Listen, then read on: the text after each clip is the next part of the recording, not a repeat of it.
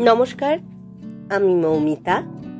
আমার কবিতা পাঠ চ্যানেলে আমার সকল শ্রোতা বন্ধু এবং দর্শক বন্ধুকে আন্তরিক শুভকামনা জানিয়ে আজকের গল্প পাঠ শুরু করছি। আজ আমি আপনাদেরকে পড়ে শোনাব প্রতিভা বসুর লেখা একটি খুব চমৎকার ছোট গল্প। গল্পের নাম মাতসুমোতো, একটি জাপানি মেয়ের প্রেম কথা। শুনতে থাকুন আজকের গল্প মাতসুমোতো। প্রথম দেখাতেই জাপানি মেয়ে মাতসুমোতো আমাকে ভালোবাসলো। মা হাতের কোড়ে আঙুল বাড়িয়ে আমার ডান হাতের কোড়ে আঙুল জড়িয়ে ভরা গলায় বলল, বন্ধু হলাম। তার এই আবেগের জন্য আমি প্রস্তুত ছিলাম না। অপ্রত্যাশিত আনন্দে উচ্ছ্বসিত হয়ে বললাম, আমিও এই বন্ধুতা চিরদিন মনে রাখব। এরপরে মাতসুমোতো আমার দুই গালে দুবার চুমু খেলো। তার অসম্ভব নরম হাত দিয়ে আমার গলা জড়িয়ে ধরল। দেখা হয়েছিল এক ভোজসভায়। ওসাকা বিশ্ববিদ্যালয়ের কর্তৃপক্ষরা সেই ভোজের আয়োজন করেছিলেন। বিদেশি অতিথিকে অভ্যর্থনা জানাচ্ছিলেন তারা। কিছু জাপানি ছাত্রছাত্রীও ছিল সেখানে। ওই মাতসুমোতো তাদেরই একজন, বয়স্ক ছাত্রী। মাঝে অনেকদিন বাদ আবার ভর্তি হয়েছে সংস্কৃত সাহিত্যে পারদর্শিনী হবার জন্য। সম্পূর্ণ জাপানি প্রথায় আদর অভ্যর্থনা এবং খাদ্য পানীয় শেষ হতে হতে সেদিন রাত হয়েছিল। হোটেলে এসে পৌঁছতে 12:30 বেজে গেল। যে গাড়িতে আমাদের পৌঁছে দিয়ে গেলেন ওরা, মাতসুমোতো সেই গাড়িতে ছিল। সে সব সময় আমার হাত ধরে বসেছিল। কিছু কৌতুক আর কিছু ভালোবাসা মেশানো দৃষ্টিতে আমাকে তাকিয়ে তাকিয়ে দেখছিল। বিদায় নেবার সময় এতখানি নিচু হলো, নরম হাসিতে সারা মুখ ভরিয়ে দিয়ে বলল, কাল তোমাদের কখন পাবো? আমি হিসেব করে বললুম, সকাল 8টা থেকে রাত 8টা পর্যন্ত, কেবল এখানে ওখানে, তারপর ছুটি। তুমি আসবে?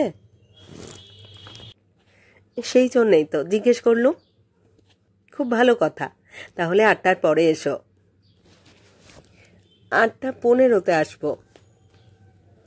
আমাদের পৌঁছে দিতে যে 4 জন অধ্যাপক এসেছিলেন, একে একে প্রথমত সকলেই বিদায় নিলেন। মাতসুমোতো গাড়িতে উঠে মুখ বাড়িয়ে ঘাড় কাত করল। পরের দিন কাঁটায় কাঁটায় 8:15 এলো সে। শুধু হাতে নয়, উপহার নিয়ে এসেছে। একটি অতি উৎকৃষ্ট ব্রোকেডের ব্যাগ, একগুচ্ছ চেরি আর 1 বাক্স মিষ্টি। আমি বললুম, এসব কি? মাতসুমোতো বলল, ভালোবাসা। ভালোবাসার চেহারা যে এরকম আমি তা জানতাম না। মারে, তোমাকে দেখার আগে আমি কি জানতাম সে কথা? আমার যে তোমার জন্য কত কিছু আনতে ইচ্ছে করছিল তা তুমি জানো না। কিন্তু তোমাকে আমি আরো একটা জিনিস দেব। এই বলে কালো কুচকুচে একটি কলম আমার হাতে গুঁজে দিল। বলল, এটা আমার নিজস্ব কলম, আমার নাম খোদাই করা আছে এতে। আমি জানি পথের দেখা এই ক্ষণিকের বন্ধুকে যদি বা কখনো ভোলো, এই কলমটি দেখলেই মনে পড়ে যাবে, নামটা পড়ে নিতে পারবে। আমার ডাকনাম মাসু। আমি বললাম, মাসু, আমি তোমাকে কখনো ভুলব না। আমার এই দীর্ঘ জীবনে এমন সুন্দর বন্ধুত্বতা আমি আর কখনো পাইনি। এমন পবিত্র ব্যবহার আমি কখনো দেখিনি। মাসু বলল, ভারতীয় মেয়েরা অতুলনীয়। আমি বললাম, জাপানি মেয়েরা স্বর্গীয়। এরপরে আমি আর মাসু রাত 11টা পর্যন্ত কত যে গল্প করেছিলাম মনে নেই। মাসু ভাঙা ভাঙা ইংরেজিতে কথা বলছিল। মাঝে মাঝে আটকে গেলে ছোট একটি ডিকশনারি খুলে দেখে নিয়েছিল বিশেষ শব্দটি। বিদায়ের সময় মাসু পরের দিন কখন দেখা হবে জিজ্ঞেস করল। পরের দিনও সারাদিন এখানে ওখানে আমন্ত্রণ নিমন্ত্রণের পালা ছিল। ফাঁক খুঁজে পাওয়া গেল না। খুব বিমর্ষ হলো সে। সুদূর ভারতবর্ষের এক্ষণের এক বাংলাদেশের একটি নিতান্ত আটপৌরে মেয়ের জন্য তার এই কাতরতা দেখে আমি রোমাঞ্চিত হলাম। মাত্র 10 দিনের জন্য এদেশে এসেছি আমরা। আমার স্বামীকে এখানকার বিশ্ববিদ্যালয়ে নিমন্ত্রণ করে নিয়ে এসেছেন। আমি এসেছি সঙ্গে। চলেছি অবশ্য বহুদূরের পাল্লায়, এটি পথের নিমন্ত্রণ। বরং বাড়িঘর ছেলেমেয়ে ছেড়ে কেমন করে দিন কাটবে তাই ভাবছিলাম। এই মমতায় আমার প্রায় চোখে জল এলো। সেই রাত্রে কিয়োটো হোটেলের দুগ্ধ ফেনিব শয্যায় জীবনের কাছে কৃতজ্ঞ হলাম। বলাই বাহুল্য, যে কদিন ছিলাম যেমন করে হোক কোনো না কোনো সময় আমি আর মাসু একসঙ্গে হয়েছি। কখনো কিয়োটোর মন্দিরের মতো পরিচ্ছন্ন রাস্তায় দুপাশে নুয়ে পড়া চেরি গাছের ফুলে ভরা ডালের তলা দিয়ে হেঁটে হেঁটে গল্প করেছি। কখনো কিয়োটো হোটেলের অগণিত নানাবিধ চেহারার ইন্দ্রপুরীতুল্য বসবার ঘরে বসে সময় কাটিয়েছি। কখনো বা কোনো পুরনো জাপানি সরাইখানার অভ্যন্তরে টেম্পুরা খেতে খেতে আড্ডা জমিয়েছি। মাসু ধনী লোকের মেয়ে, তার বাবা কিমোনো ব্যবসায়ী। কিয়োটো এবং টোকিও শহরে তাদের দুটি বিখ্যাত কিমোনোর দোকান আছে। টোকিওর দোকান মাসুর বাবা দেখাশুনো করেন, কিয়োটোর দোকানে বসেন মাসু আর মাসুর মা। এখানকার ছেলেমেয়েরা জাপানির চেয়ে আমেরিকান বেশি। তারা চুল ছেটে ফেলেছে, আটক ফ্রক ধরেছে, মুখে ইংরেজি বুলির খই ফুটেছে। কিন্তু মাসুর পোশাক তেমনই পা ঢাকা, পিঠে অবি বাঁধা ভারী কালো চুলের উঁচু খোঁপায় মুক্তোর লম্বা কাঁটা বসানো, গায়ের রং শাঁখের মতো সাদা মসৃণ, মুখের লাবণ্য জোয়ারের মতো। যখন ফুলো ফুলো চেরা চোখে তাকিয়ে হাসে শিশুর চেয়েও পবিত্র দেখায়। মাসুর বয়স 27, কিন্তু এখনো অবিবাহিত। আমি বললুম, বিয়ে করবে না? মাসু বলল, না। কেন? অনেক বাধা আছে। কিসের বাধা? তুমি এত সুন্দর, এত ভালো, বিয়ে না করলে কতগুলো লোক বঞ্চিত হবে বলো তো। তোমার মতো স্ত্রী, তোমার মতো মা। মাসু এইখানে থামিয়ে দিল আমাকে, চোখ নিচু করে বলল, অন্য কথা বলো। আমিও চুপ করে গেলাম। সত্যি তো, এসব ব্যক্তিগত কথায় আমার দরকার কি? কিন্তু মাসুই একটু পরে আবার কথাটা তুলল, বলল, জানো, জীবনে আমি দুটি মানুষকে ভালোবেসেছি। অবশ্যই মা বাবা বা আত্মীয়দের কথা ধরছি না এর মধ্যে। একজনকে প্রেম দিয়েছি আর একজনকে বন্ধুতা দিয়েছি। আমি বললাম, বাহ, দুটোই তো খুব ভালো কথা। যাকে প্রেম দিয়েছ সেও নিশ্চয়ই তোমাকে প্রেম দিয়েছে, আর বন্ধু তো বন্ধুতা দেবেই। জেন মঠের ফুলে ভরা ঘাসে ছাওয়া মাঠে বসে আমরা কথা বলছিলাম। মাসু এক মুঠো দূর্বা হাতে তুলে নিল, ঘ্রাণ শুকল। চুপ করে থেকে সজল চোখে তাকিয়ে বলল, কিন্তু দুটোই আমার ব্যর্থ হয়েছে। ব্যর্থ হয়েছে কেন? যাকে প্রেম দিয়েছি সে প্রেম দিয়েছে অন্যকে, আর যাকে বন্ধুতা দিয়েছি সে প্রেম দিয়েছে আমাকে। মানে বুঝিয়ে বলো। তুমি তো বিদেশিনী, তবু আমি আজ তোমাকেই আমার মনের কথা বলবো। তুমি ভারতীয়, তুমি নিশ্চয়ই আমার দুঃখ বুঝবে। কিন্তু একটাই শুধু ভয়, তুমি লেখো যে। যেটা কি ভয়ের? ভয়ের বই কি যদি লিখে ফেলো? ক্ষতি কি? ছি ছি, সবাই জেনে যাবে। আমি বললাম, আমি তো বাংলা ভাষায় লিখি, তোমার ভয়ের কোনো কারণ নেই। মাসু হাসল। মাসুকে যে দেখেনি তাকে বোঝানো যাবে না, সে হাসি কত মধুর। বলল, তা লিখলেই বা কি হয়, লেখারই বিষয়। আমার জীবন যেন বড় অদ্ভুত, বড় বেদনাময়। হাতের ঘড়ি দেখল, আরো ঘন্টা দুই আমরা একসঙ্গে আছি। তোমাকে আমি সব কথাই খুলে বলি। মনের ভার আমি আর না নামিয়ে পারছি না। বিশেষ করে আজ কয়েকদিন যাবৎ বড় বেশি অশান্তিতে আছি। মজাটা কি জানো? ঈশ্বর সত্যিই করুণাময়। আমার এই প্রচণ্ড অশান্তির সময় কেমন তোমাকে মিলিয়ে দিলেন। তোমাকে না পেলে আমি বাঁচতাম না। আমি অভিভূত হয়ে বললাম, মাসু, তুমি সত্যি আমাকে এত বন্ধু ভাবো? তেরচা চোখে তাকালো মাসু। ভাবি না? তোমাকে প্রথম দেখেই তো আমি বুঝেছিলাম যে মনের সঙ্গে মন মেলাতে পারি সে হচ্ছে এই। কিন্তু কি দুঃখ ভাবো, আমরা দুজন দুই দেশের। হয়তো জীবনে আর কোনোদিন তোমাকে আমি দেখব না। ও কথা বলো না, আমি তোমাকে মস্ত মস্ত চিঠি লিখব, আর তুমিও নিশ্চয় ভারতবর্ষে আসবে। মাসু তার হাতের মুঠোয় আমার হাত তুলে নিয়ে চুপ করে বসে রইল। আমিও একটু সময় চুপ করে রইলাম। তারপর বললাম, কি বলবে বলছিলে? হ্যাঁ হ্যাঁ বলবো। এই বলে কোনো ভূমিকা না করে মাসু আমাকে যে গল্পটা বলেছিল তা হলো এই। মাসুর বাবার এক বন্ধু আছেন, তিনি কিয়োটোর সবচেয়ে বড় ডিপার্টমেন্টাল স্টোরের স্বত্বাধিকারী, লক্ষ লক্ষ টাকার মালিক। তার একটি ছেলের সঙ্গে খুব ছেলেবেলা থেকেই মাসুর বিয়ের ঠিক ছিল। ছেলেটি চমৎকার, যেমন বিদ্যাবুদ্ধি তেমনই সততা, তেমনই দেখতে সুন্দর। আর শৈশব একসঙ্গে খেলাধুলা মেলামেশা করে বড় হয়ে উঠেছে দুজনে। দুই পরিবার পাশাপাশি থাকতে থাকতে আত্মীয়ের মতো হয়ে গেছে। বিয়ের কথাটা মাসু বা ছেলেটি অনেকদিন পর্যন্ত জানত না। জানবার আগেই ছেলেটি একদিন তাকে প্রেম নিবেদন করল। ছেলেটির নাম তোশিও হায়াসি। বাড়ির পিছন দিকের বাগানে ঘেরা একটা চাতালে দাঁড়িয়ে কথা বলছিল তারা। সেই বছর তাদের বাগানে অজস্র ফুল ফুটেছিল, অজস্র প্রজাপতি এসেছিল। তোশিও সেই দিকে তাকিয়ে বলল, মাসু, আমার হৃদয় আজ এই বাগানের মতোই উদ্ভাসিত।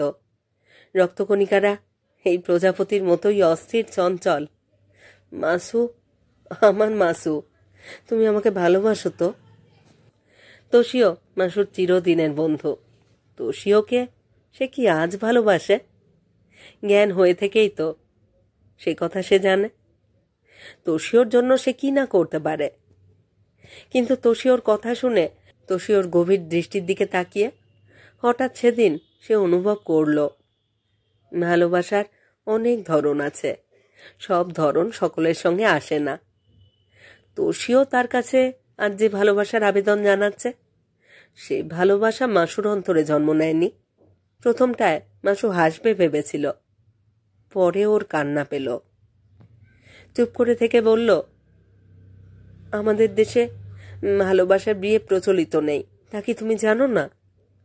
গুরুজনেরা এই ভালোবাসার কথা জেনে ফেললে আর কি আমরা দেখা করতে পারবো?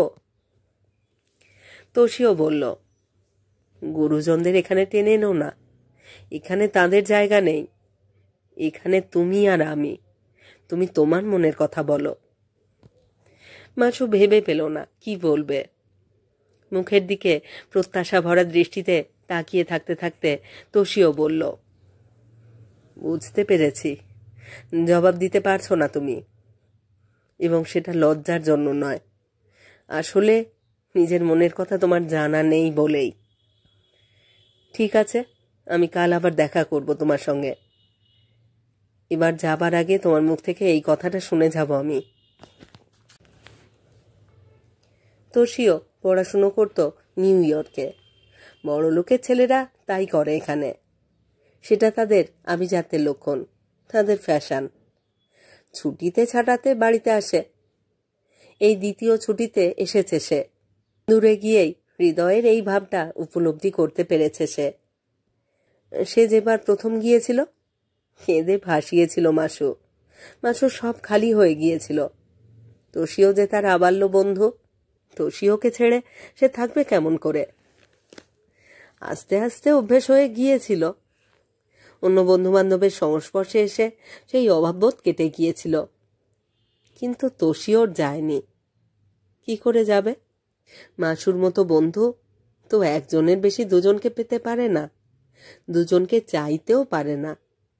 সে ভাব তার আর কারোর সঙ্গে আসবেই না হৃদয়ে। মাসুর জায়গা শুধু মাসুর জন্যই, তার মন প্রাণ মাসুতেই ভরা। সেই রাত্রে মাসু ঘুমোতে পারল না। সারা রাত এপাশ ওপাশ করে কাটিয়ে দিল। পরের দিন যখন দেখা হবার সময় হলো, ভয় করতে লাগলো তার। স্বতঃস্ফূর্ত আনন্দ নিয়েই চিরদিন যার সঙ্গে দেখা করতে অভ্যস্ত সে মানুষ সেদিন তার ভয়ের কারণ হয়ে উঠল। তাই জন্যই মুখের ভিতরটা তোলপাড় করতে লাগল। একটা দুর্বোধ্য কষ্টে অশান্ত হয়ে পড়ল। ভেবে চিনতে একটা চিঠি লিখল সে। লিখল, তুমি তুমি আমার কাছে যে প্রশ্নের জবাব চেয়েছ, সেই প্রশ্নের জবাব দেওয়া আমার পক্ষে সহজ হচ্ছে না। এর একটা পরিণতি আছে, কিন্তু সে পরিণতিটা আমি কিছুতেই মনের সঙ্গে গ্রহণ করতে পারছি না। কেবলই বিধ্বস্ত হচ্ছি। আমাকে একটু সময় দাও। চিঠিটা সে দেখা করে তোষিওর হাতে দিল। এক পলকে পড়ে ফেলে তোষিও খানিকক্ষণ অন্যদিকে তাকিয়ে থেকে চুপ করে রইল। তারপর একটি কথাও না বলে চলে গেল। মাসু পিছনে পিছনে গিয়ে বলল, রাগ করলে? তোষিও বলল, না। কাল আসবে তো? না। কেন? কাল চলে যাব। কোথায়? যেখানে থাকি। তোমার তো এখন ছুটি। এখানে থাকার আমার আর কোনো অর্থ হয় না। মাসু কাঁদো কাঁদো হয়ে বলল, এতদিনের এত ভালোবাসা কি ওই একটা কথার উপরে নির্ভর করছিল? তোষিও বলল, এতদিন করছিল না, এখন করছে। এই বলে দ্রুত পায়ে ঘাস মারিয়ে একবারও ফিরে না তাকিয়ে নিজেদের আপেল বাগিচার মধ্যে ঢুকে গেল সে। পাশাপাশি কম্পাউন্ডে দাঁড়িয়ে মাসু তাকিয়ে রইল।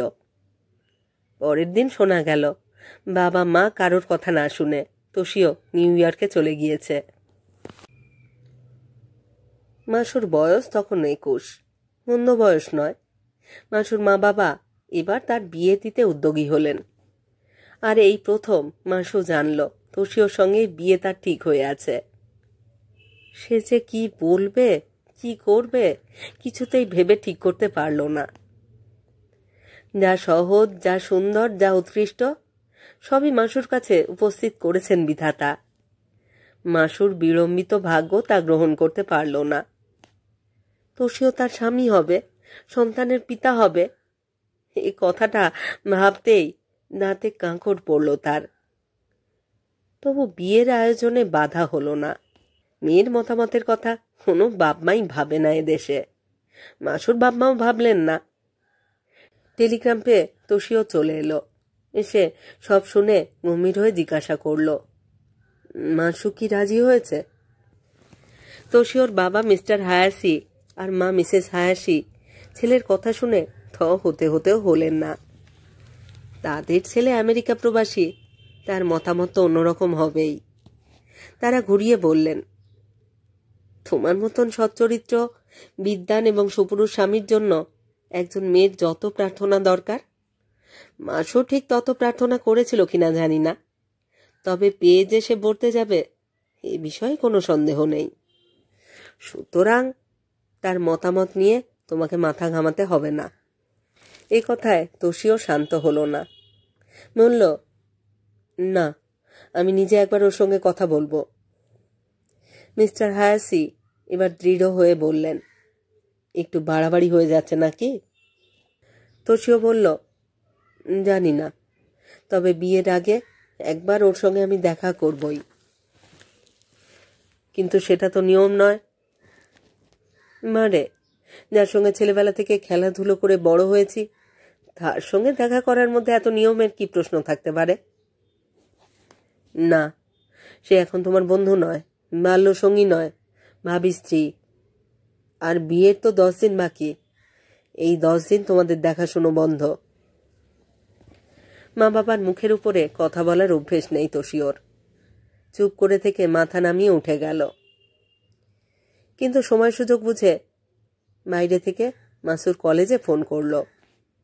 হঠাৎ তোষিওর গলা পেয়ে এত ভালো লাগলো মাসুর, বিয়ে টিয়ে সব ভুলে গিয়ে আগের মতোই সরল আবেগে মাসু তাকে সম্ভাষণ করল।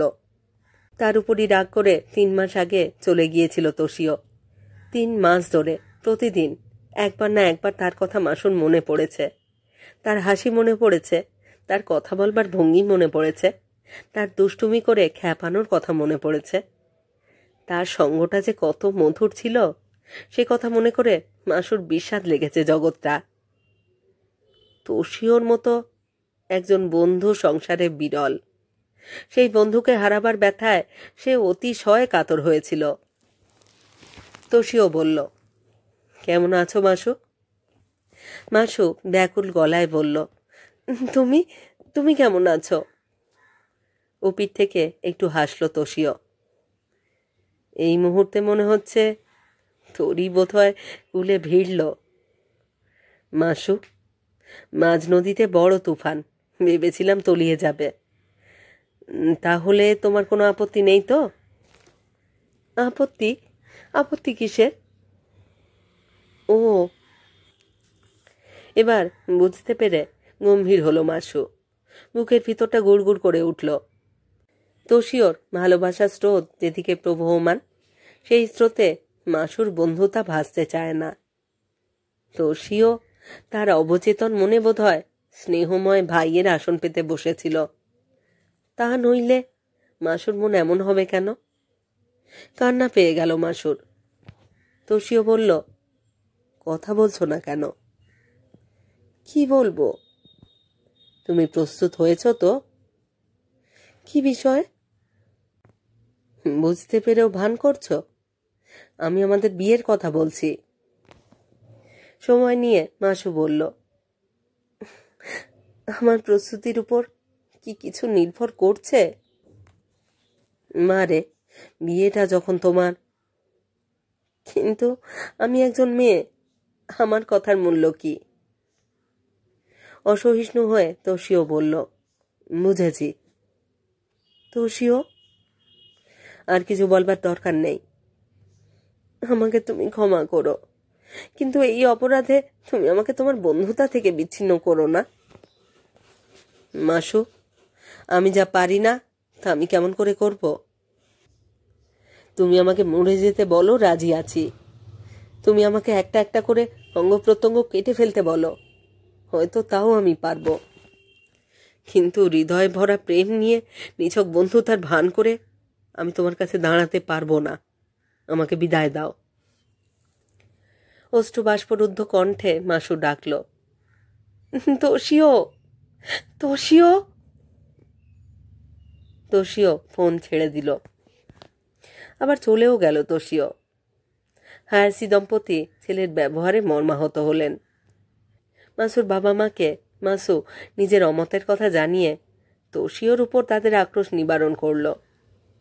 নিভৃতে তার মা তাকে বললেন, কেন, তোর আপত্তি কিসের? মাসু বলল, জানি না মা। মা বললেন, এমন একজন স্বামী একজন মেয়ে ইচ্ছে করলেই পেতে পারে?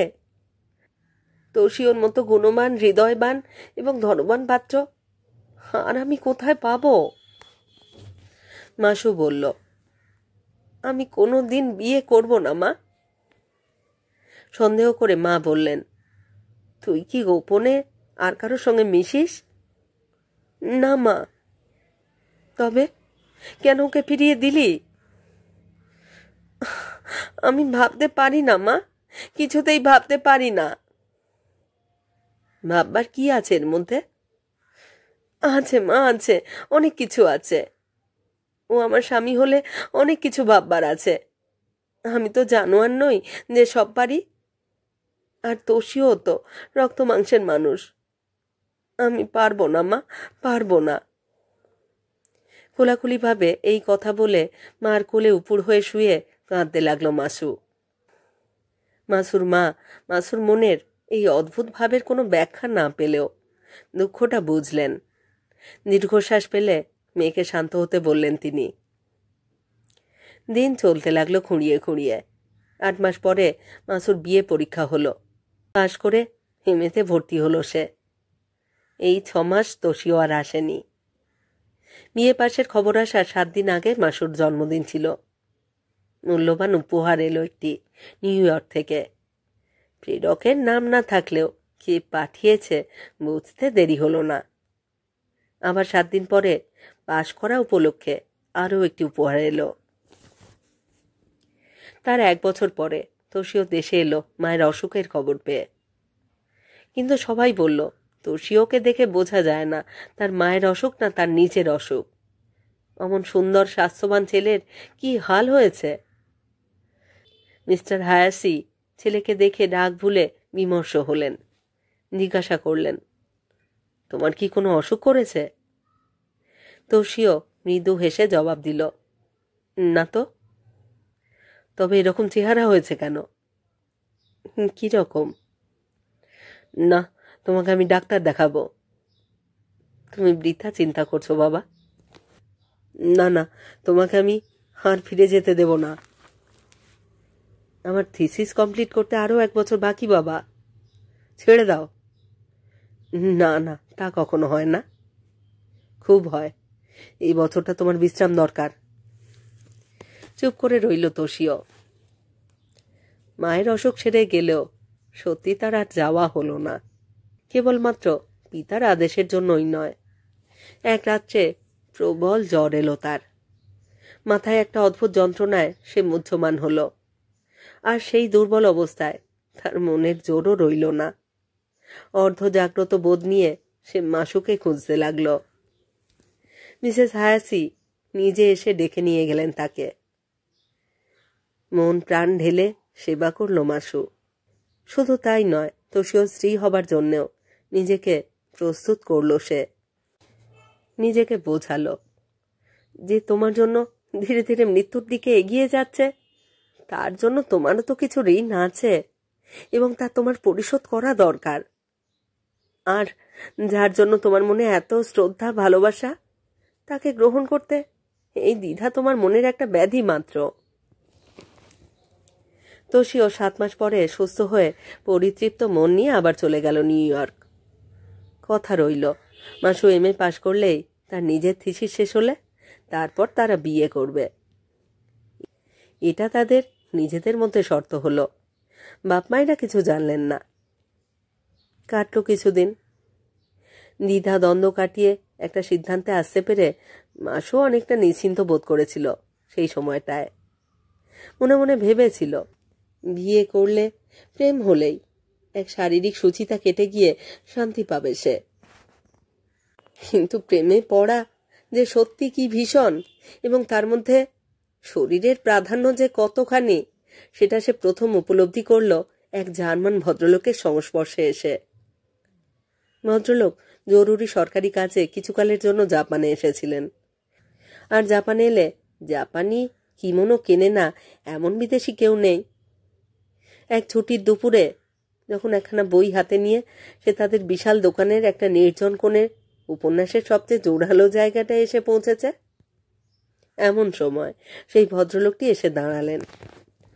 ক্যাশিয়ার ছুটি নিয়েছে, তাই টাকাটা মাসুকেই নিতে হবে। ভদ্রলোক গমগমে একটু অভিযোগ করলেন দোকানের লোকেরা তার দিকে ভালো করে মনোযোগ দিচ্ছে না বলে। বইটই দেখে তাড়াতাড়ি উঠে দাঁড়ালো মাসু। নিজের অন্যমনস্কতার জন্য লজ্জিত হলো। মাথা নিচু করে অনেকবার ক্ষমা চাইল। কিমোনোর দাম নিয়ে 50 বার আরিগাতো আরিগাতো বলতে লাগলো। আরিগাতো মানে ধন্যবাদ। সব কথাতেই তাদের ধন্যবাদ বলা অভ্যাস। সেদিন তার মাত্রা ছাড়ালো। যাবার সময় ভদ্রলোক খুশি মনেই বিদায় নিলেন। 3 দিন পরে খুব অপ্রত্যাশিতভাবে কলেজের পথে আবার দেখা হয়ে গেল ভদ্রলোকের সঙ্গে। কাঁধে ক্যামেরা নিয়ে তিনি দৃশ্য তুলে বেড়াচ্ছেন। মাসুকে দেখেই এগিয়ে এসে হাত ঝাঁকিয়ে সম্ভাষণ করলেন। মাসু অনুভব করল ভদ্রলোকটি যেন একটু বেশি সময় নিলেন হাত ঝাঁকাতে, আর সেই সময়টুকু মাসুর বুকের তলায় ছোট্ট একটু কম্পন তুলল। মাসু বলল, ভালো? ভদ্রলোক বললেন, খুব ভালো। আরো ভালো এই যে তোমার সঙ্গে দেখা হয়ে গেল। মাসু আবার আরিগাতো বলল। খানিকটা পথ একসঙ্গে হাঁটল তারা। ভদ্রলোক জাপানি মেয়ের নমুনা হিসাবে মাসুর একটি ছবি তুলতে অনুমতি চাইলেন। মাসু গড়রাজি হবার মতো কোনো কারণ দেখল না। এই সূত্রটি ধরেই আনাগোনা আরম্ভ হলো। ছবি দিতে আসা, ছবি তুলতে দেওয়ার কৃতজ্ঞতা স্বরূপ একজনকে নিমন্ত্রণ করা, আবার তার পাল্টা নিমন্ত্রণ। এইসব করতে করতে পরিচয়টা ঘনিষ্ঠ হলো এবং কিছুদিনের মধ্যেই দেখা গেল প্রায় নির্ধারিত সময় দেখাশোনা করছে তারা। মাসু বুঝতে পারল তার দুর্বলতা। তার বিবেক তাকে অনেক ধমকালো, কিন্তু শোধরাতে পারল না। এই টান বড় ভীষণ টান। মাসু প্রেমের শেষ সোপানে গিয়ে পৌঁছল। এদিকে চিঠি না পেয়ে অস্থির হয়ে উঠল তোষীয়। টেলিগ্রামের পর টেলিগ্রাম আসতে লাগলো। মাসু যেমন বিব্রত হলো, তেমন বিরক্তও হলো। গুরুজনেরা প্রশ্নে প্রশ্নে অস্থির করে তুললেন। তোষীয় সম্পর্কে কবে যে কেমন করে একটা দায়িত্ববোধ জন্মে গেছে মাসুর, মাসু তা নিজেই জানে না। মুখের শিরাতে টান লাগলো। আর যাই করুক, তোষীয়কে সে ঠকাতে পারে না, তোষীয়কে বঞ্চনা করতে পারে না। রাত্রিগুলো তার চোখের জলে ভেসে যেতে লাগলো, দিনগুলো প্রেমের স্রোতে। শেষে নিজের সঙ্গে একা হতেই তার ভয় আরম্ভ হলো। মনে হলো রাত্রি নামক কোনো বিশ্রামের সময় না থাকলেই বুঝি বেঁচে যেত সে। ভদ্রলোক 6 মাসের জন্য এসেছিলেন। লেখালেখি করে আপ্রাণ চেষ্টায় কাজের মেয়াদ আরও 3 মাস বাড়িয়ে নিলেন। বছরের শেষে তোষীয় দেশে ফিরল। সে বুদ্ধিমান ছেলে, মাসুর পরিবর্তন বুঝতে পেরেছিল, কিন্তু এতটা ভাবেনি। এসে স্তম্ভিত হলো, কিন্তু কিছু বলল না। বলা তার স্বভাব নয়। এবার আর ফিরে গেল না সে, চুপচাপ বাড়িতেই দিন কাটাতে লাগলো। তার মা বাবা গিয়ে দেবার জন্য অস্থির হয়ে উঠলেন। তোষীয়র মতামতের অপেক্ষা না রেখে দিক বিদিকে মেয়ে খুঁজতে লাগলেন। কিয়োটো শহরে হায়াসিরা বিখ্যাত পরিবার। তোষীয় হায়াসি বিখ্যাত ছাত্র। মেয়ের বাপেরা ঝাঁকে ঝাঁকে এসে ধরল তাকে। তোষীয় বলল, সব ফিরিয়ে দাও, মেয়ে আমি নিজে পছন্দ করেছি। কাকে? উমা, কাকে? হায়াসি স্বামী স্ত্রী হুমড়ি খেয়ে পড়লেন। তোষীয় বলল, সময় হলেই বলবো। ছেলে তাদের সব বিষয়ই ভালো, যেমন বাধ্য তেমনই নম্র। কিন্তু এই এক বিষয়ে মা বাপকে উতলা করল সে। উতলা অবশ্যই নিজেই সবচেয়ে বেশি হলো। তার খাওয়ার ঠিক রইল না, নাওয়ারও ঠিক রইল না। মাত্র 3 মাসের জন্য থিসিসটা কমপ্লিট করলো না। মাঝখান থেকে একটা ছোট স্কুলে মাস্টারি নিয়ে বসল। সারা দিন চুপচাপ নিজের ঘরে বসে থাকে আর সময় মতো স্কুলে যায়। তোষীয়কে ভালোবাসত সবাই। বন্ধুরা তাকে প্রাণ তুল্য ভাবত। মাঝে মাঝে তারা এসে জোর করে নিয়ে যেত এখানে ওখানে, সিনেমায় কিংবা থিয়েটারে। ওই যাওয়া পর্যন্তই, প্রাণ থাকতো না তাতে। তোষীয়র মা বাবার অশান্তির সীমা রইল না, এবং কেউ কিছু না বললেও তারা বুঝে নিলেন এর মূল কারণ মাসু। দুই পরিবারের এতদিনের বন্ধুত্বতায় একটি অলক্ষ্য ফাটল ধরল এবার।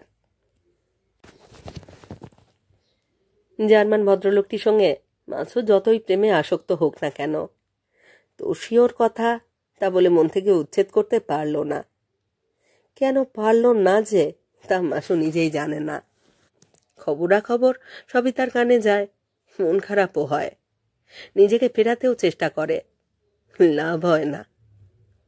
কোনো এক বিকেলে মাসু যখন কলেজ থেকে একটা পার্কের পাশ দিয়ে বাড়ি ফিরছিল, হঠাৎ তাকিয়ে দেখল পড়ন্ত বেলার রোদে একটা নিচু গাছের তলায় একটি উঁচু নিচু কৃত্রিম ছোট পাহাড়ের একটি পাথরে তোষীয় বসে আছে। এক ধাপ নিচে আর একটি পাথরে অন্য একটি বিদেশি মেয়ে। দৃশ্যটা বিকেলের সঙ্গে মিলিয়ে ছবির মতো। মাসু যেতে যেতে হোঁচট খেল, দাঁড়ালো, শেষে হনহন করে চলে গেল। বাড়ি গিয়ে মনে হলো খিদে নেই। সন্ধেবেলা বেরুতে গিয়ে মনে হলো শরীর খারাপ। নিজের ঘরে ঢুকে বিছানায় শুয়ে শুয়ে মনে হলো মানুষ যাত্রার মতো বিশ্বাসঘাতক আর কেউ না। তোষীয়কে সে প্রায় 2 বছর পরে দেখল। সত্যি অনেক রোগা হয়েছে, মাথার চুলগুলো অবিন্যস্ত, গালের দাড়িও যথোচিত পরিচ্ছন্নভাবে কামানো নয়। কিন্তু তবু মনে হলো আগের চেয়ে দেখতে যেন অনেকটা বেশি সুন্দর হয়েছে।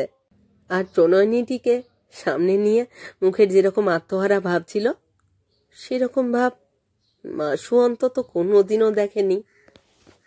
পুরুষ জাতটাকে মাসু ধিক্কার দিল, তাদের ভালোবাসার বড়াইয়ের মুখে ছাই দিল।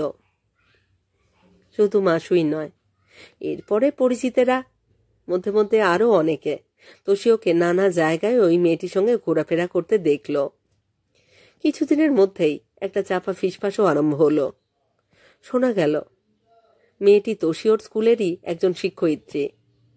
সবাই ওয়াক্ত করল, বলল সে নাকি তোষিও হায়াসি ওই রকম একটা কুৎসিত বিদেশি শিক্ষয়িত্রীর পাল্লায় পড়ে মাথা মুড়ল। মনে মনে মাসুও ওয়াক্ত না করে পারল না। ততদিনে জার্মান ভদ্রলোকটি নিজের দেশে চলে গিয়েছিলেন। আসলে ভদ্রলোকটি বিবাহিত। মাসুকে দেখার আগে স্ত্রীর সঙ্গে তার কোনো বিরোধ ছিল না, আর মাসুকে দেখবার পরে মাসুকে যতটা ভালোবেসেছেন, স্ত্রীর প্রতি বর্তমানে তার চেয়ে অনেক কম আকর্ষণ অনুভব করলেও জীবন থেকে একেবারে বাদ দেবেন এরকম একটা কথা তিনি ভাবতেই পারেন না। তার উপরে 2টি বাচ্চা আছে। সুতরাং মাসুর বিষয় তার যত দুর্বলতাই থাকুক, আর বেশি দিন এখানে থাকা তার পক্ষে সম্ভব হলো না। অথচ মাসুকে এভাবে রেখে নিজের দেশে ফিরে যেতে যথেষ্ট কষ্ট হলো তার। মাসুর ভাষায় ভদ্রলোকটি সৎ। মাসুর সঙ্গে পরিচয়ের অনতি পরেই তিনি মাসুকে স্ত্রীর কথা জানিয়েছিলেন। তবুও মাসু ভাসিয়ে দিয়েছিল নিজেকে। জার্মান ভদ্রলোকটি নিয়মিত চিঠি লিখছিলেন তাকে। মাসুকে হয়তো তিনি অকারণে একটা অশান্তির মধ্যে ফেললেন এই ভেবে অনুতাপ করছিলেন। মাসু জবাব দিয়েছিল অনুতাপ করবার কোনো কারণ নেই, কেননা মাসুর জীবনে এমন একটি বাধা আছে যার জন্য সেই জার্মান ভদ্রলোক যদি কোনো কারণে তার পানি প্রার্থীও হতেন, মাসু নিজেই তার প্রতিবন্ধক হতো। মাসু শুধু তাকেই না, আরও একজনকে ভালোবাসে, এবং সে ভালোবাসার প্রকৃতিটা যে কি তা অবশ্যই সে জানে না। শুধু এটা জানে জীবনে তার সুখী হবার অধিকার নেই। এরপর সেই ভদ্রলোকের চিঠির সুর আস্তে আস্তে অন্যরকম হয়ে আসছিল। তিনি তাকে সেই আর একজন ভালোবাসার পাত্রটিকে বিয়ে করে সুখী হতে উপদেশ দিচ্ছিলেন। মাসুর মনে কিন্তু সেই ভদ্রলোকের সঙ্গে স্মৃতি বিজড়িত দিনগুলো তখনও জ্বলজ্বল করছিল। অথচ যে মুহূর্তে তোষিওর সঙ্গে অন্য একটি মেয়েকে যুক্ত হতে দেখল সে সব ভুলে গেল, যেন সর্বনাশ হয়ে গেল তার। পরীক্ষার আর বেশি বাকি ছিল না, কিন্তু পরীক্ষা দিল না। অসুস্থতার ভান করে পড়ে রইল বিছানায়। মা বাবার একমাত্র সন্তান সে, তার উপরে যথেষ্ট বয়স হয়েছে। যত বিরক্তই হন, বিশেষ কিছু বলতেও পারেন না বাবা মা। বাবা তো মোটামুটি টোকিওতেই থাকেন, তাই বেশি দেখেন না, বোঝেন না। যত যন্ত্রণা তো মার। এই করে করে আরও 6টা মাস কেটে গেল। তারপর একদিন শোনা গেল তোষিও বিয়ে করেছে। যেদিন খবরটা কানে পৌঁছলো, কাঁদতে কাঁদতে চোখ ফুলিয়ে ফেলল মাসু। মাসুর মা রেগে গিয়ে বললেন, আর যদি তুমি বাড়াবাড়ি করো, আমি কালই তোমার বাবাকে আসতে টেলিগ্রাম করব। তিনি এসে তোমাকে টোকিওতে নিয়ে যাবেন। আমি আর কিছুতেই তোমাকে এখানে রাখবো না। মার মনে মা রাগারাগি করতে লাগলেন, আর মাসু ওদিকে কাঁদতে লাগলো। শেষে একদিন নির্জনে তোষিওকে ফোন করলো সে। হ্যালো হ্যালো, আমি মাসু বলতে গলা কাঁপল তার। মাসু? ও পিঠের গলাও অকম্পিত শোনা গেল না। মাসু বলল, আমার অভিনন্দন। তোষিও বলল, আরিগাতো। আশা করি খুব সুখে আছো। হ্যাঁ, হয়তো। ভাবি স্ত্রীটি নিশ্চয় মনোমতো হয়েছে। তোমার কি আর কোনো জরুরি কথা আছে? মারে, এগুলি কি যথেষ্ট জরুরি নয়? না। আজকাল তবে কি ধরনের কথা অথবা কার কথা তোমার বিশেষ জরুরি বলে মনে হয়? মাসু, নিজেকে কোনো কারণেই ছোট করো না। ও, এখন তো আমাকে তোমার ছোটই মনে হবে। কিছু মনে করো না মাসু, আমার ঘুম পেয়েছে, আমি ফোন ছেড়ে দিচ্ছি। রেগে অস্থির হয়ে মাসু নিজেই ফোন রেখে দিল। কিন্তু সেই রাগ তাকে আরও উত্তেজিত করল। খানিক্ষণ বিছানায় ছটফট করে আবার টেলিফোন তুলল সে। হ্যালো হ্যালো, শোনো। হ্যাঁ বলো। এই তোমার মুখেই আমি অনেক বড় বড় কথা শুনেছিলাম। আমাকে তুমি যত অভদ্রই ভাবো, আমি হয়তো অতটা নই। মড়াই করা আমার স্বভাব নয়। হ্যাঁ, কেবল চুল দাড়ি রেখে ময়লা জামা কাপড় পরে পরীক্ষা না দিয়ে বিরহের বিজ্ঞাপন করো। বিরহের বিজ্ঞাপন আটো, এই তো। তোষিও অভদ্র নয়, সেটা তো নিশ্চয়ই। মাসুও যে অভদ্র এমন কথা মাসু কখনো ভাবেনি। কিন্তু কি যে তার মনের ভাব তোষিও সম্পর্কে, তা সে এখনো এত বছর পরেও বুঝতে পারে না। সেই সময় তার যে কোনো জ্ঞানগম্যই ছিল না।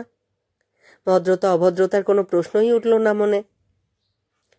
তোষিও তার, একান্ত তার। সেই দাবিতে যদি কেউ প্রতিবন্ধক হয়, যে কোনো উপায় উচ্ছেদ করতেই হবে তাকে। কিন্তু সব বিষয়েই তোষিও সংযত, শান্ত। মাসু যখন তার চোখের সামনে অন্যের সঙ্গে নির্লজ্জের মতো প্রেম করে বেরিয়েছে, কই তখন তো তোষিও এমন করেনি। অথচ তোষিও যত কষ্ট পেয়েছে, তত কষ্ট কি মাসুর কখনোই হতে পারে? নিজের মনের দৈন্য দেখে লজ্জিত হওয়া উচিত ছিল মাসুর, কিন্তু হলো না। তোষিওর জবাব শোনবার জন্য শক্ত হাতে ফোন ধরে রইল। একটু দেরি করে যেন বেদনায় বিদীর্ণ হয়ে তোষিওর গলা ভেসে এলো। তুমি বড় নিষ্ঠুর মাসু। আর তুমি? হ্যাঁ, হতে পারলে ভালো হতো। তোমার নিজের ধারণায় তুমি যত বড়, তত বড় তুমি নয়। আমার ক্লান্ত লাগছে মাসু, আমাকে দয়া করো, একটু ফোনটা তুমি ছেড়ে দাও। বেশ, তাই দিচ্ছি তোষিও। কিন্তু তার আগে শুধু একটা কথা জানিয়ে দিই, তোমার মতন বিশ্বাসঘাতক দুনিয়ায় দুটি নেই। ঘটাং করে ফোন রেখে বিছানায় শুয়ে চোখের তপ্ত জলে মালিশ ভেজাতে লাগলো মাসু। 23 বছরের মাসু 13 বছরের বালিকার চেয়েও অবুঝ হয়ে গেল। খুব আশ্চর্য, পরের দিন ব্রেকফাস্ট করে মা যখন দোকানে বসতে গেলেন, আর তাকে যখন গৃহকর্মের কাজে উঠতেই হলো, মন খারাপ করে বাগানে গিয়ে দাঁড়াতেই দেখল তোষিও তাদের লতা ঘেরা বাঁশের গেটটা খুলে ভিতরে এলো। দেখিনি ভাব ধরে অন্যদিকে তাকিয়েছিল মাসু। তোষিও বলল, আমাকে ডেকেছ? মুখ ফিরিয়ে একবার তাকিয়ে মাসু চোখ সরিয়ে বলল, না। তবে যে তোমার মা আমাকে আসতে বললেন? ও, মা বলেছেন তাই এসেছ, নিজে থেকে আসনি? হেসে ফেলল তোষিও। মাসু বলল, খুব আনন্দ হয়েছে না? হাসিটাই আর চাপতে পারছো না? আনন্দই বটে, কিন্তু কি হয়েছে তোমার? শুনলাম কান্নাকাটি করছো, খাচ্ছ না কেন? মিস্টার কেলনার কি চিঠিপত্র লিখছেন না অনেকদিন? তোষিওর মুখে মিস্টার কেলনারের নাম উচ্চারণ হতেই চমকে উঠল মাসু। তার মুখ লাল হয়ে উঠল। এরকম নামধাম সবই তোষিওর জানা আছে, সেই কথাটা জানত না সে। মুখে তার কথা ফুটল না। তোষিও বলল, তোমার মার একটা ভুল ধারণা হয়েছে। এসব কান্নাকাটির মধ্যে আমার হয়তো একটা পার্ট আছে, কিন্তু সেটা যে কত মিথ্যে কিছুতেই বলতে পারলাম না তাকে। তাকে শ্রদ্ধা করি তো, ভালোবাসি, কথা দিয়েছি বলেই এলাম।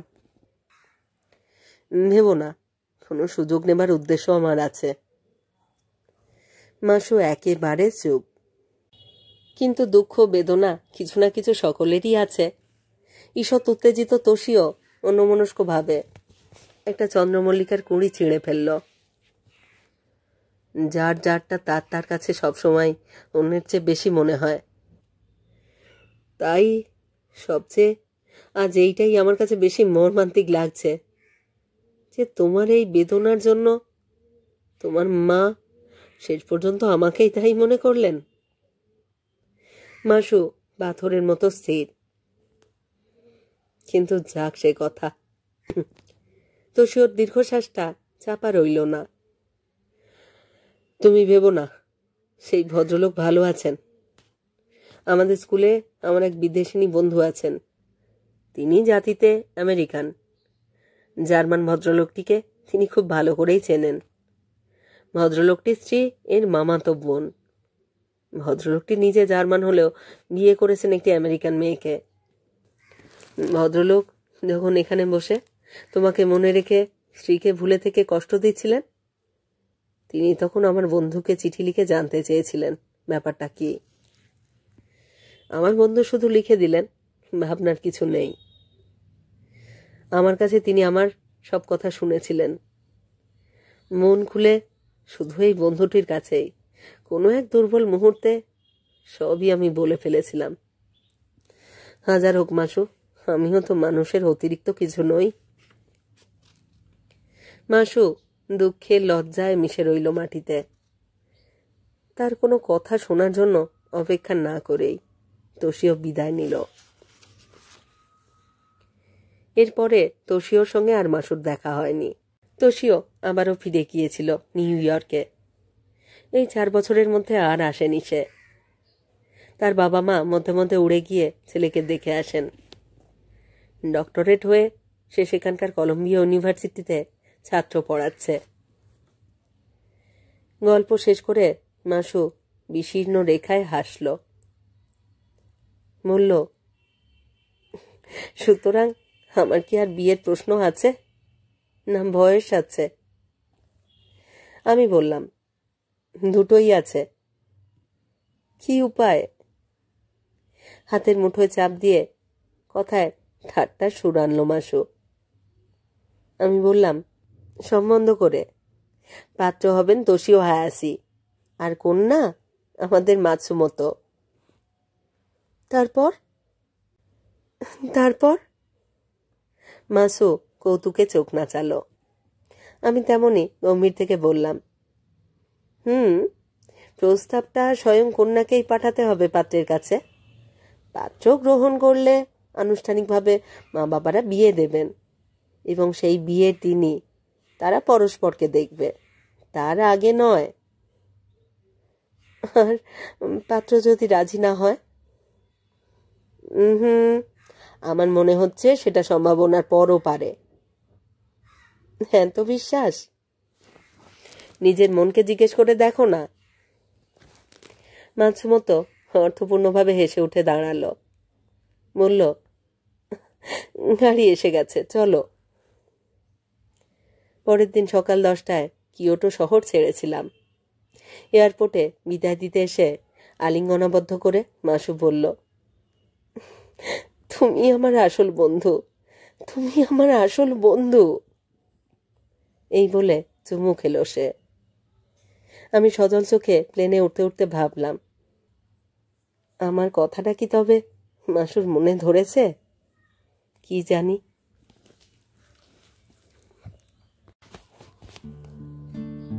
শেষ হলো আজকের গল্প, প্রতিভা বসুর লেখা গল্প মাতসুমোতো। আশা করছি আমরা মাসু নিশ্চয়ই তোষিওকে প্রস্তাব পাঠাবে এবং তোষিও সেই প্রস্তাব সমর্থন করবে। মাসু এবং তোষিওর একটি সুন্দর জীবন শুরু হবে।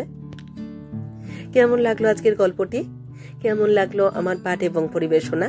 তা কমেন্ট বক্সে অবশ্যই আমাকে লিখে জানান। আপনাদের মতামত জানবার প্রতীক্ষায় রইলাম। রোজকারই মতো আমার পুরনো কথাগুলি একবার আবারও বলে নিচ্ছি। আমার কবিতা পাঠ চ্যানেলে যারা নিয়মিত আমার পুরো গল্প পাঠ শুনছেন এবং নিয়মিত কমেন্ট করে আমাকে উৎসাহিত করছেন, তাদের জানাই আমার আন্তরিক ধন্যবাদ। যদি আমার গল্প নির্বাচন এবং পাঠ আপনাদের ভালো লাগে, অবশ্যই একটি লাইক করবেন এবং গল্পগুলিকে আপনাদের প্রিয়জনের মধ্যে শেয়ার করবার অনুরোধ রইল। আর আপনারা যারা এখনো আমার কবিতা পাঠ চ্যানেলটি সাবস্ক্রাইব করেননি, তাদের অনুরোধ সাবস্ক্রাইব করে সাথে থাকার। প্রতিভা বসুর আরো অনেক সুন্দর সুন্দর গল্প আমি আমার চ্যানেলে পড়েছি। অনুরোধ রইল, যদি না শোনা হয়ে থাকে অবশ্যই শুনুন, এবং শুনলে কিন্তু আপনাদের মতামত জানাতে ভুল করবেন না। আপনাদের একটি মতামতের জন্য আমার অনেক অপেক্ষা থাকে। আমি অনেক উৎসাহ পাই, অনেক অনুপ্রেরণা পাই। সবাই ভালো থাকুন আর থাকুন পরের গল্পের অপেক্ষায়।